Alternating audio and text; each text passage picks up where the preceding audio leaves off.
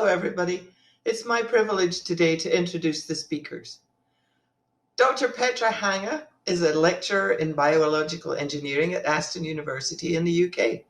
She holds a degree in biochemical engineering and a PhD in regenerative medicine.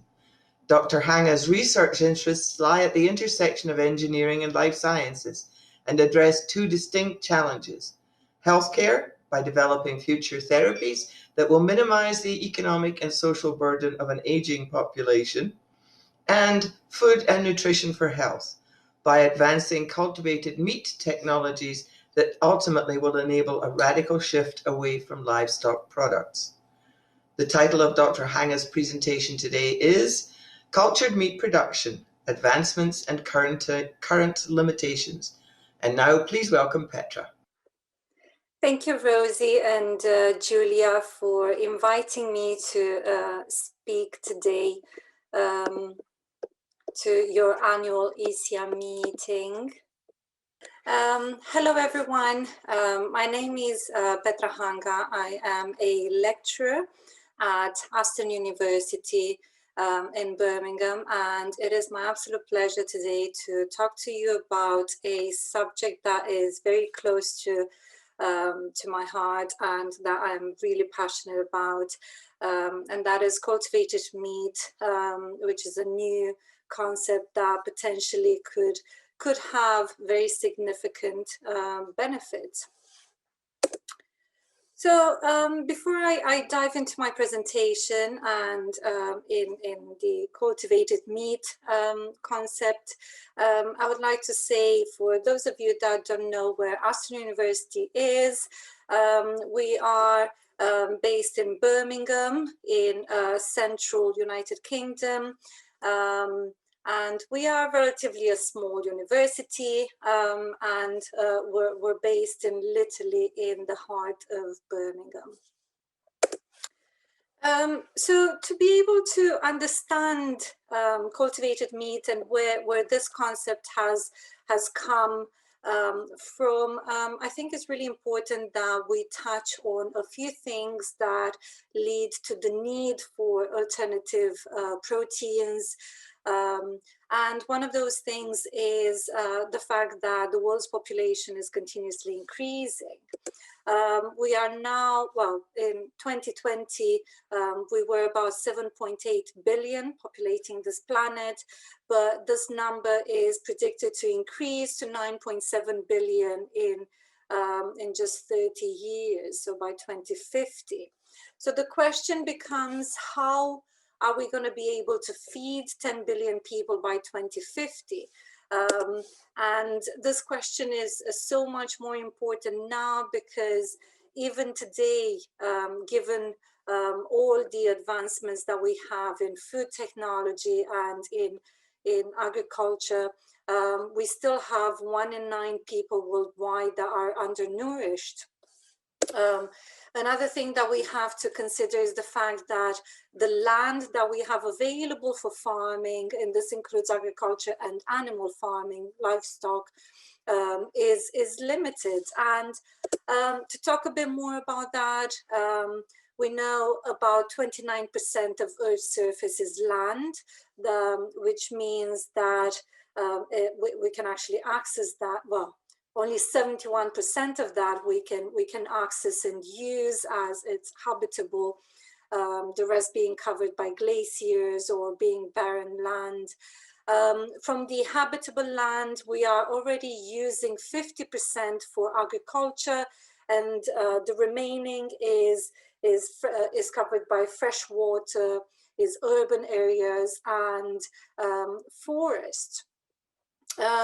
From the 50% that we are already using for agriculture, I think is really important to note that a very high proportion of that, approximately 77%, is already used for livestock. So let's talk about animal agriculture or livestock production. A few facts. We know it produces 14.5% of total greenhouse gas emissions, and actually this is slightly higher than what transportation worldwide produces. So this is quite a worrying number. We also know that it uses a lot of land, about 77% of land. It also uses quite a bit of water. 23% of the of the global freshwater supply is used just for livestock alone. Also, we know animal agriculture is responsible for a very high percentage of deforestation in order to be able to access all the agricultural land. So over the past years as well, because of the high need of meat that is continuously increasing as well, the industry has perhaps had to adapt to that need and had to become intensified to be able to satisfy that need for meat. And that has led, unfortunately, to overcrowding of the animals, which in its own has had some detrimental effects, because with overcrowding, the risk of transmission of zoonotic diseases is very high, which means that antibiotics had to be used. And that in itself has led to another big challenge that has been recognized for the past years, and that is antibiotic resistance.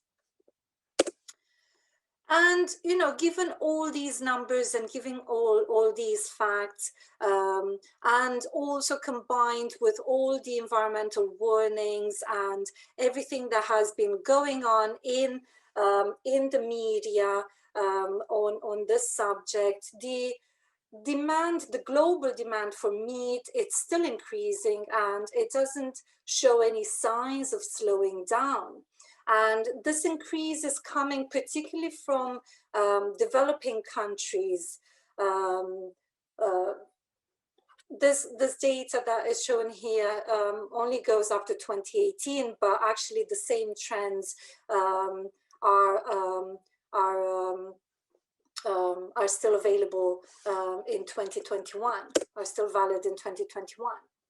So going back to that question, how are we going to feed 10 billion people by 2050? Well, clearly with all these facts, business as usual is not an option, which means that we need a long-term solution. But what is really, really important is that this long-term solution needs to be able to feed 10 billion people sustainably, efficiently, and very importantly, safely as well. So this is how alternative proteins have come about.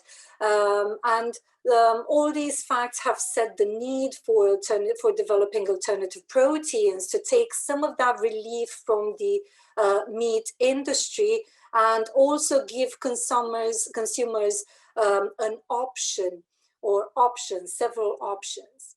There are 4 categories of alternative proteins. We have plant-based proteins, recombinant proteins, non-animal cell culture produced proteins, and animal cell culture produced proteins. And I'll go through each of these. So plant-based proteins, you're all familiar with these. These have already reached the market and they are quite successful. Companies such as Beyond Meat and Just to name a few, have launched on the market, on the international market, as their products have recently reached Europe as well. And plant-based proteins is quite a big share now of the alternative proteins market. Another category of alternative proteins, which is still in the concept of, well, in the stage of a concept, is by using recombinant proteins to replace dairy products, for example, animal-based products. Startup companies such as Better Dairy or Perfect Day are using are using recombinant technology and fermentation to produce dairy products without the animal, while startup companies such as Clara Foods are aiming to produce the egg whites without using the animal. Another category is the non-animal cell culture, and this includes products that have been produced using fungus or using algae. And some of these products have actually reached the market years ago, and now they have been, well, this company in particular, which is Corn, that is a UK-based company, have recently launched internationally as well. And the last category, which is also a concept and is the one that I will be focusing more today, is based on animal cell culture, and this is cultivated meat, or also known under different names as cell-based meat or clean meat or cultured meat. And this is what I will be covering more today. So cultivated meat, or all those other names, cell-based meat, cultured meat, clean meat, they're all essentially the same thing, referring to the same concept, is genuine animal meat that doesn't require animal slaughter, and has the ability to replicate animal-based meat down to the sensory and nutritional profile levels. It is made of the same different cell types that animal-based meat is composed of, so muscle, fat, and connective cells, essentially those cells that keep everything together. And they are, and it is arranged in a similar three-dimensional structure as animal tissues. The difference between cultivated meat and animal-based meat is that it is produced in the in a controlled environment without having to slaughter the animal, just by taking a small sample from a live animal to essentially collect those cells that would be used in that controlled environment for their production. Cultivated meat, because it is produced in a controlled environment, there's also the possibility of tailoring it for improved nutrition. So essentially we can make sure that it contains only the good fats, or we can supplement it with omega-3 oils, which you would not normally find in meat. And we know it's an important component for health. So just to give you an idea of the current cultivated meat industry landscape, it actually goes beyond 2015. So in 2013 is when Moza Meat, a startup company based in the Netherlands, were the first to showcase a cultivated meat burger patty. And that was a big event that has caused quite a bit of controversy at the time. So Moza Meat was founded before 2013. But in 2015 is when several other startup companies have joined Moza Meat in this quest for producing cultivated meat. And since then, the number of startup companies working in this area has increased exponentially, with 26 in 2018, and now in 2021 with more than 89 worldwide. And the industry is continuously developing, and continuously the number of startups being founded is continuously increasing as well. So there were some world's first, which were quite exciting milestones in the cultivated meat scene. As I've mentioned, in 2013, the world's first cultivated burger patty that was showcased by Professor Mark Post, who's the founder of Moza Meat. In 2016, Memphis Meats showcased the world's first cell-based meatball. In 2017, Finless Foods, another startup, showcased the world's first cultivated fish cakes. In 2019, Shiok Meats, who are a startup based in Singapore, showcased their cultivated shrimp dumpling. And in 2020, so very recently, last year, Higher Stakes, a startup company based in the UK, showcased the world's first cultivated bacon, which was exciting. Also, another very big milestone in the cultivated meat arena was the first regulatory approval of a cultivated meat product, so cultivated chicken. And that was in Singapore in December 2020 for the company Just, which was really, really exciting. So now the hope is that by the end of this year and the start of next year, there will be more companies, more startup companies to receive regulatory approval and follow Just in bringing these products to the market. So let's talk a little bit about the production. And to do that, we first need to talk about the first beef burger patty from Moza Meat. This is an image that they like to use quite a bit, and I like to use it as well because it showcases the amount of cells, the number of cells which are in all these flasks that was required to just produce a relatively, well, medium-sized burger patty. And all this work took 3 years. The project costed 250,000 euros.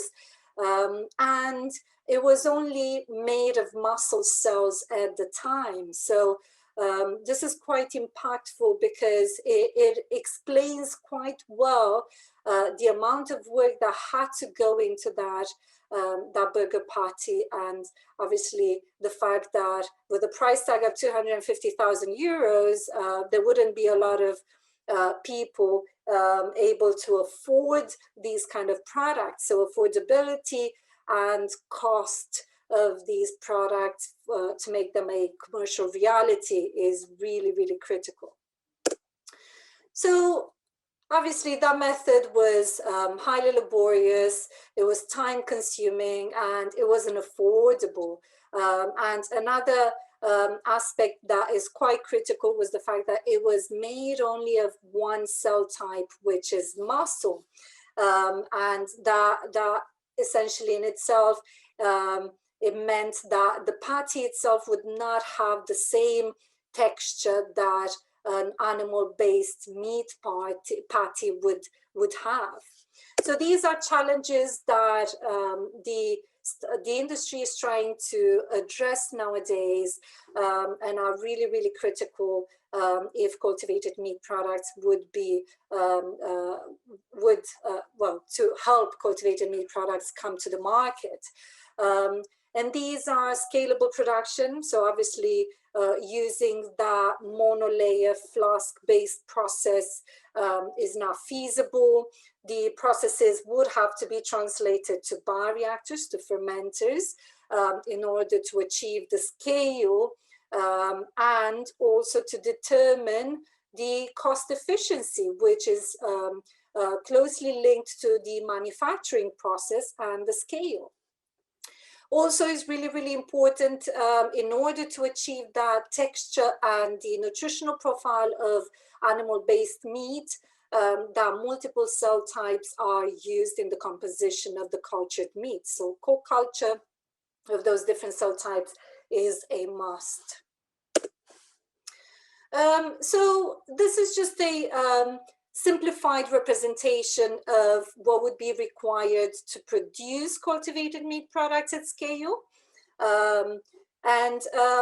The elements that are critical are obviously the cells to start the culture, the bioreactors, which will essentially dictate the scale and the cost, the affordability, the media, which again is really critical for the cost and the affordability element of cultivated meat. The scaffold, which would give the cells the structure that they need in order to be able to obtain the texture of the meat. But for this presentation alone, and obviously relevant to this meeting, I will only cover the media, and I will only talk a little bit about the media requirements for cultivated meat production. And so there will be in the process of producing cultivated meat, there is the need for two different media types. There will be a need for a media formulation in order to grow the cells, the cell source. And there will be a need for media formulations to differentiate those cells towards different cell types. And there are a few key drivers for the optimal culture medium. So obviously performance of the media, and that translates to the efficiency to grow the cells, to the efficiency to differentiate the cells towards that specific cell type. That is critical, but also cost is very critical. There is a discussion about serum-based or serum-free media. Well, actually it's a debate, it's more of a debate rather than a discussion. They both have advantages and disadvantages to them, but one thing that the industry needs to decide, the cultivated meat industry needs to decide, is which one would be better from the point of view, from the regulatory point of view, and also from the aspect of the cost. Thinking about experience with serum-free media that have been developed for human cells for therapeutic applications. Typically, the cost of that type of media is significantly higher than serum-based media, but obviously for therapeutic applications, serum does pose a safety risk because of the animal origin. However, for cultivated meat products, which are animal-based products, the debate is still ongoing if serum is the type of component that should stay in the production or should be removed. Other aspects that are critical for the culture medium is the component stability. So this is referring specifically to growth factors. And physical properties of the media are obviously very important as well, particularly osmolarity. So there is a significant gap, market gap, particularly when discussing availability of the components of media, so growth factors that are required for other species. The majority of commercially available media, and that includes serum-free differentiation, even basal media, have been optimized for human cells or for mouse cells, obviously because of the need for those sort of therapeutic applications or in vitro diagnosis modeling models, etc. For cultivated meat products, so where other species like bovine, porcine are required or they're targeted, the availability of these components is quite limited, only from a few companies, and in some cases not available at all. So there is definitely a significant gap in market for those type of components. There are several startup companies, and to name a few, Multus Media, Future Fields, or Tiamat, that are specifically focusing on developing growth media and differentiation media for other species for cultured meat applications. But it definitely we definitely need to have more of the large companies specializing in media development focused and working on this in order to drive the cultivated meat industry and to bring these products to the market and make them affordable. So obviously, when it comes to culture meat products, the price, the final price, is critical, because if we want these available to the general public and affordable, they need to be affordable. So the cost is a significant hurdle. And the cost will be driven quite a bit by the volumes of medium that will be required and the cost of the medium. So to reach that affordability, the cost of the medium needs to be brought down quite significantly.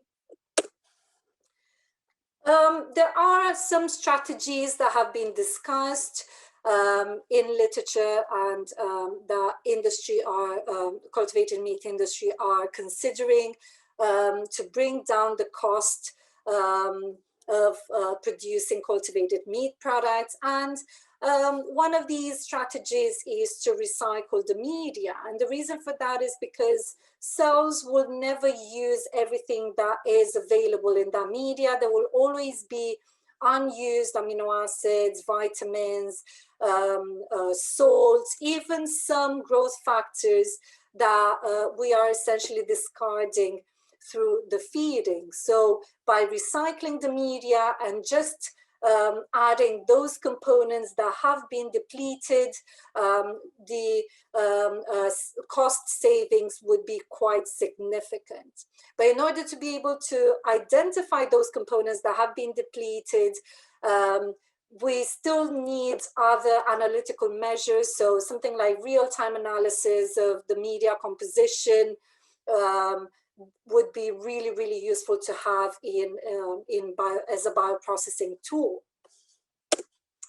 Another strategy to bring down the cost is to use recombinant technology. So existing technology that is really well understood and very well developed, but to produce cheap growth factors and to achieve that low cost for growth factors, we could probably screen different variants for higher stability or for higher potency, which will bring down the concentrations required to supplement that media. And other strategies that have been presented before are to incorporate food grade materials, which are pretty cheap, or at least a lot cheaper than what you would use for clinical applications, therapeutic applications, to use other industries and, well, particularly use the waste streams from other industries to extract components such as amino acids that are required for culturing cells, to use metabolic modeling to optimize formulations of media down to the minimal concentrations that are required. So there is no wasted, there are no wasted components, or simply to rethink the quality assurance and quality control processes for production of cultivated meat. So there's still quite a bit to be developed for this industry. So just some closing remarks. Cultivated meat is an exciting concept that can potentially have undeniable benefits. However, we still have the ongoing challenges of affordability and availability in markets. But to be able to reach that commercial reality, a collaborative effort is definitely required. And when I mean collaborative efforts, I'm referring to not just multidisciplinary scientists, but a collaborative effort between industry and academia to be able to bridge those gaps in knowledge and in the market to help this industry develop even further. Okay, thank you so much. Any questions? I'm happy to take them now.